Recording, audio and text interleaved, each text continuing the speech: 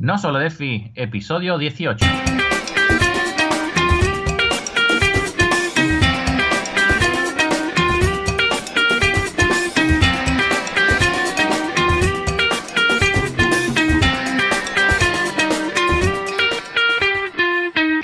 Bienvenidos a nosolodelphi.com, el podcast, el programa donde hablamos entre otras cosas de Delphi. Mi nombre es Johnny Suárez, programador de Delphi y MVP de Embarcadero en Colombia. Y al otro lado tenemos a Emilio Pérez, consultor de Delphi, también MVP de Embarcadero de España. Hola Emilio, ¿qué tal estás? ¿Qué tal la semana? Muy bien, Johnny, ¿qué tal? Pues la semana un poco lluviosa, ha sido muy lluviosa y muy extraña. Aquí este miércoles fue el día de Andalucía, que es festivo. El jueves, pues ha habido también un evento en el colegio, es decir, no ha habido clases, no creo que era el día de los profesores o de la comunidad educativa o algo así. Y el viernes, pues lo han cogido de puente. Así que imagínate, desde el martes, que fue el último día que fueron a clase, hasta este lunes, pues no, los niños en casa. Si a eso lo unimos que está lloviendo y que he tenido que trabajar también desde casa porque el tiempo no está para coger el coche, pues aquí estoy. Y además un viento grandísimo que no sé si se escuchará por ahí, pero vamos, da miedo salir a la calle. ¿Y tú, Johnny, qué tal tu semana? Bueno, pues por acá siempre con calor. De lluvia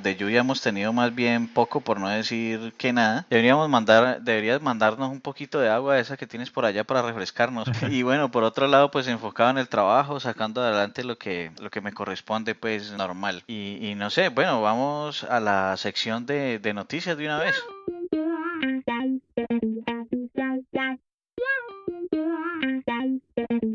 Venga, pues bueno, esta semana tenemos como noticia especial que ha salido una nueva versión pues, de mi queridísimo DMVC Framework, Delphi MVC Framework, y se trata de la versión 3.0 que la han nombrado le han puesto de nombre Hydrogen. Hydrogen, sí. Bueno, yo no sé, yo no encontré el Watch News de esta versión de Delphi MVC Framework. No encontré el Watch News, pero igual creo que más rato nos vas a detallar más el tema. Me imagino que eres el experto. Y bueno, no es más que novedades que traiga, lo que tiene es un roadmap que va haciendo poquito a poco y esta versión 3.0 durante mucho tiempo ha estado en RC, en Release Candidate, y ya la ha sacado como versión estable después de muchas pruebas, de mucha gente alrededor, y bueno, la diferencia sobre todo es que ha ido metiéndole cositas nuevas, solo eso, la ha ido Y mejorando. creo que le han cambiado algunos nombres de unidades y algunas, sí, más que todo nombres y del marco como tal, ¿no? Sí, quitándole también librería externa que tenía algunas demás. Ahora mismo, pues, estabilizándola, sobre todo. ¿Y qué más? ¿Qué otra noticia tenemos por ahí? Bueno, ya se ha ido a la venta el libro del que hablamos en otros episodios pasados, llamado Delphi High Performance, que por su nombre indica que se trata de un libro para aprender a mejorar la performance dentro de las aplicaciones. Me dijiste que habías leído algo de él, ¿verdad, Johnny? ¿Qué tal Sí, es? de hecho ya lo compré, es muy bueno. Estaba esperando que saliera ese libro. Me gustó mucho la mecánica con la que el autor aborda los temas. Por ejemplo, habla de un personaje ficticio que llama Mr. Smith, que es como el jefe en la Antártida de un departamento ambiental. Él en realidad no tiene mucho trabajo, pero entonces tiene mucho tiempo para dedicarle a sus programas y por eso él se queja y sobre el performance de las aplicaciones y ahí explican pues cómo ayudarle a Mr. Smith. Me pareció una forma de abordar el tema muy interesante. La verdad que sí, muy interesante. Pues no, te da un hilo conductor muy bueno, ¿no? Para ver el por qué tener que optimizar. Yo recuerdo cuando comencé en una empresa que me decían que no era necesario optimizar el código, que no estábamos en Pocket PC o en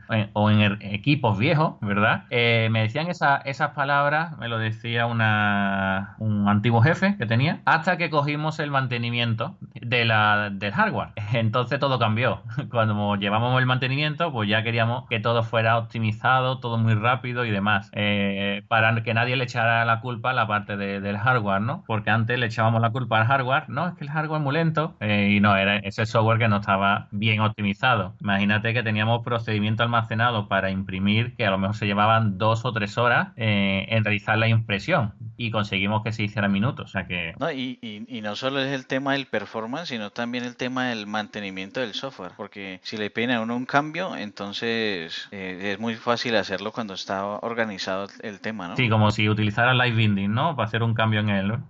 Que es la muerte a pellizco. Oh, no, no. No, ya creo que pronto me declararé enemigo de Live Binding. Normal, normal.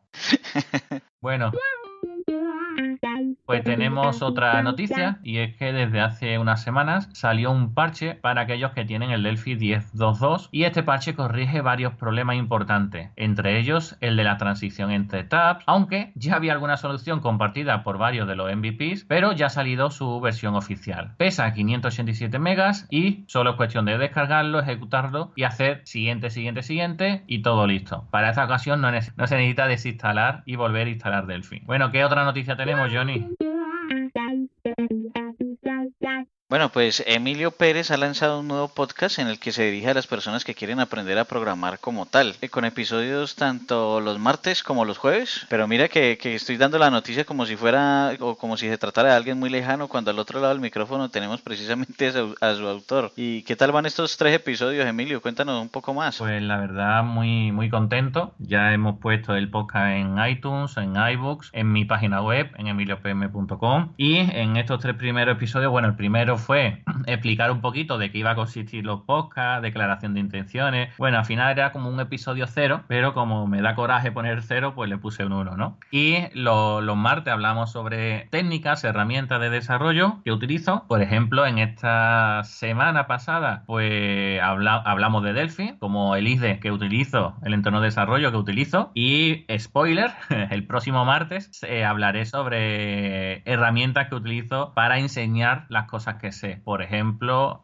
WordPress, ¿de acuerdo? Es una de ellas, donde yo escribo el código que he estado utilizando, que he tenido, explico un poco de qué significa cada cosa, incluso pues pongo un podcast, ¿verdad? Todo yo con WordPress. Y muy contento. Y bueno, los jueves sobre base de datos. Este jueves pasado pues hablamos de sistemas gestores de base de datos. Tenemos que empezar desde el comienzo y explicando qué significa eso y que es algo más que solamente los datos. Y en próxima semana iremos profundizando en diferentes temas sobre ello. Bueno, había alguien por ahí que preguntaba que si no íbamos a seguir haciendo no solo delphi.com. Sí es. Y pues... Eso dicen. Pues no... Eso dicen, pero Eso... échate la culpa, Johnny, échate la culpa.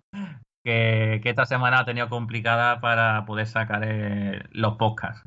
Entonces, sí, nos estamos es, retrasando un poquito, pero que seguimos adelante, que no se deja esto, porque una cosa es hablar de Delphi, que es este podcast, donde entre los dos pues seguimos para sacar esto adelante y llegar a más gente en la comunidad. Y por otro lado, pues mi proyecto personal, donde quiero enseñar a aprender a programar, a mejorar, a profundizar, bueno, pues conseguir que los programadores se nos quiten esa lacra que tenemos encima, ¿no? De que somos malos, que optimizamos poco, que dan mucho error en nuestros programas, etcétera. Y bueno, con pequeños tips, con pequeñas técnicas que uso en mi día a día. Así es. Bueno, ya lo resumiste todo muy bien. Muchas gracias. Bueno, entonces pasemos a la sección del tema de la semana.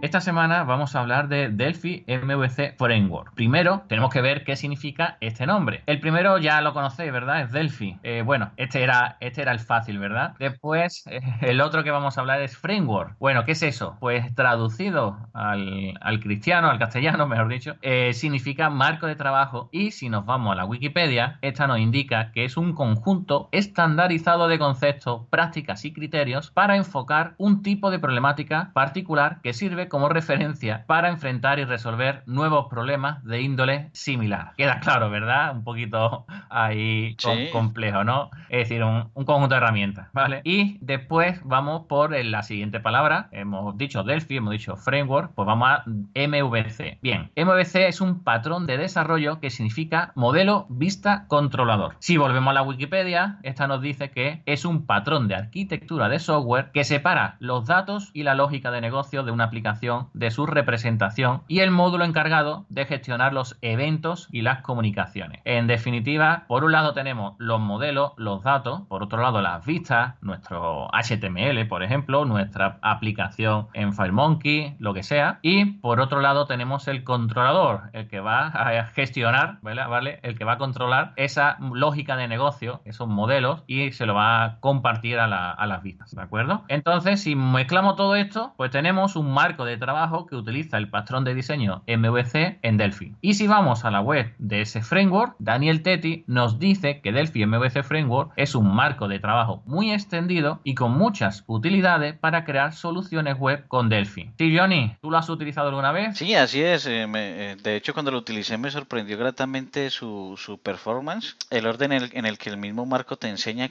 cómo debes trabajar y que naturalmente y con solamente el procedimiento render pareciera comprender por sí solo tu manera de trabajar. Pues devuelve un objeto cuando te gusta trabajar devolviendo objetos, por ejemplo, o devuelve un arreglo cuando estás trabajando con un arreglo como tal o con un query o con una lista, cuando devuelve una lista cuando estás trabajando con listas. Entonces las interpreta, él hace prácticamente su serialización automáticamente, es bastante fácil. Ese método render está muy bien sobrecargado, es tanto así que también es capaz de devolver archivos RAW fácilmente. O sea, yo puedo mandar una página HTML o puedo mandar una imagen hacia el navegador, pues con ese método de una forma muy fácil. También vi por ahí que está integrado, que me sorprendió pues gratamente, su integración con Redis, que es una base de datos no SQL, que es especialmente diseñada para un alto rendimiento y sobre todo que todo se hace de una manera pues como tan fácil, ¿no? Otra cosa curiosa es que a partir de cuando estaba mirando lo de MVC Framework en el GitHub de Daniel Etet, descubrí un cliente muy interesante sobre un protocolo de mensajes llamado Stomp, protocolo de mensajes para liberar el servidor de ciertas tareas que muchas veces las hacemos inmediatamente. Cuando debo, por ejemplo, mandar un correo, se puede demorar un momento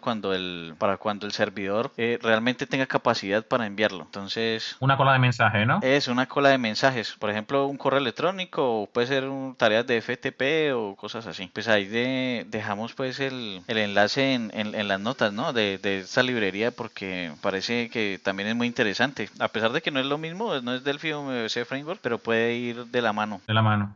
Perfecto. Bueno, pues vamos a ver algunas características que vamos a poder cumplir con Delphi MVC Framework. Lo primero es que es RESTful y además cumple con una precondición de REST y es decir, es RMM nivel 3. Si alguien quiere profundizar sobre qué significa esto de RMM o también traducido es modelo de madurez de Richardson, os dejamos un enlace en las notas del programa. En resumen, es lo normal, que yo hago una petición y esa petición me va a devolver uno o múltiples recursos, ¿vale? Entre otras cosas, ¿de acuerdo? Eso es lo que cumple. También tiene soporte a JSON RPC 2.0. También os vamos a dejar la especificación en las notas. En resumidas cuentas, JSON RPC es un protocolo de llamada de procedimientos remotos muy ligero y sin estado, y es independiente del protocolo de transporte utilizado. Es decir, si utilizamos sockets, pues con sockets, si utilizamos HTTP, pues HTTP, entre otros. Y la particularidad de otro RPC, pues que en este caso utiliza JSON como forma de datos. Su principal premisa es que está diseñado para ser simple. Además de todo esto, también lleva diversos mecanismos de autentificación. Por ejemplo, tenemos la autentificación básica de HTTP, es decir, la típica caja donde te pide usuario contraseña, pero es la que te muestra el navegador, no una hecha con HTML. La autentificación JWT, que significa JSON Web Token, y lo que hacemos es una autentificación a partir de un token que debemos de ir pasándole para que se vaya controlando pues tu sesión. Y por último, la autentificación personalizada, que la puedes crear pues a tu propio gusto. Y bueno, para no hacer muy lleno esto de tecnicismo, pues por último queremos decir que tiene soporte para el control de acceso a HTTP y lo hace mediante un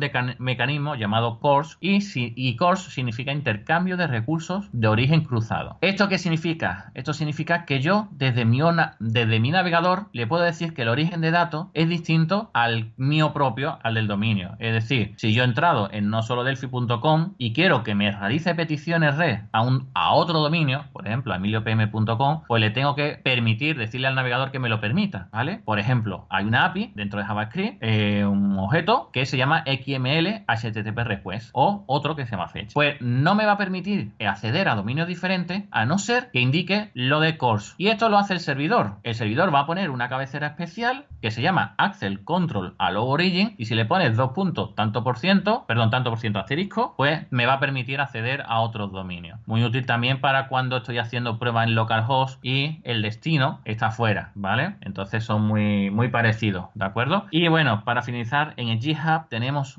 proyectos de ejemplos, ¿vale? Con muchísimos ejemplos. Por ejemplo, tenemos uno creado con Angular, una demo creada con Angular, y también Daniel está esperando que haya gente que se una y le haga algún ejemplo, por ejemplo, con React o con cualquier otro framework de JavaScript para que la gente lo utilice. Interesante, sería bueno tener un ejemplo con React, por ejemplo, o por ejemplo ahorita con Sencha, ¿no? Con Sencha, no sé, alguna integración allí, sería interesante, ¿no? Sí, la verdad que sería muy interesante. Y además el propio Sencha tiene un framework de React para facilitar un poco el desarrollo. Y vamos, con todo ello sería muy interesante pues ir creando esas demos con toda la potencia que esto tiene. Y bueno, ¿tú cómo lo utilizaste, Delphi MVC? Pues yo lo utilicé para una aplicación de Android también, y lo utilicé el Delphi MVC simplemente como el backend, ¿cierto? Para el consumo sí hice unas librerías propias porque en ese momento no había visto que Delphi MVC Framework también tiene su propio REST client, y como utilicé unas librerías que yo ya tenía hechas, y bueno, simplemente consumí la del Delphi MVC Framework. O sea, lo que demuestra también eso es que no necesariamente uno está obligado a utilizar el Delphi MVC Framework, sino que es tan estándar como lo que acabas de describir que uno puede utilizarlo como quiera realmente. Sí, yo por ejemplo lo usé para Windows Phone 8,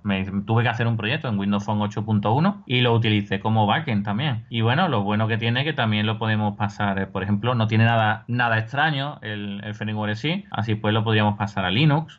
Creo que sí se puede, ¿vale? No lo he probado, pero creo que sí, ¿de acuerdo? Porque no tiene nada del otro mundo en el código de particularidad, usa FireDAO también por detrás, tiene la posibilidad de usar FireDAO, también se puede desactivar mediante un fichero de configuración y bueno, la verdad es que tiene muchísima potencia este framework, que es una alternativa a Rust Server, pero sin todo lo que trae Rust Server por detrás. Es decir, Rust Server te da mucho trabajo ya realizado. Entonces sería una alternativa más light a ese Rust Server. Exacto, sí, ¿no? Y el performance es buenísimo. Sin necesidad de ponernos a optimizar, ya viene optimizado. Y eso es una parte muy importante, ¿no? La verdad que sí. Bueno, pues esperamos que os guste y nos despedimos de nuestro 18º ya podcast. Y ya sabéis, poned valoraciones 5 estrellas en iTunes, recomendaciones en iVoox y YouTube, que hacen que este podcast pueda llegar a más gente y que cada día seamos más. Vale, muchas gracias por escucharnos y hasta la semana que viene.